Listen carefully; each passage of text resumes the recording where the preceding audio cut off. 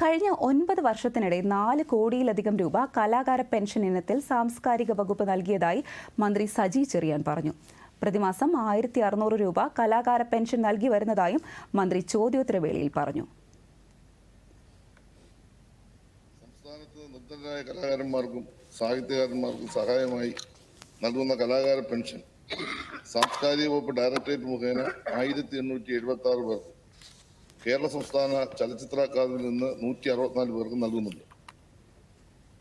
ഇതുകൂടാതെ കേരള സംസ്ഥാന സാംസ്കാരിക പ്രവർത്തക ക്ഷേമനിധി ബോർഡ് മുഖേന 4315 പേർക്ക് പ്രതിമാസം 4000 രൂപ നിരക്കിൽ സൂപ്പർ ആനുവേഷൻ പെൻഷനും, 351 പേർക്ക് 1100 രൂപ നിരക്കിൽ ഫാമിലി പെൻഷനും, 5 പേർക്ക് 1100 രൂപ നിരക്കിൽ അവശതാ പെൻഷൻ നൽകി വരുന്നു. ബി, കലാകാര പെൻഷൻ ഇനത്തിൽ പ്രതിമാസം 1600 രൂപ നൽകി വരുന്നുണ്ട്.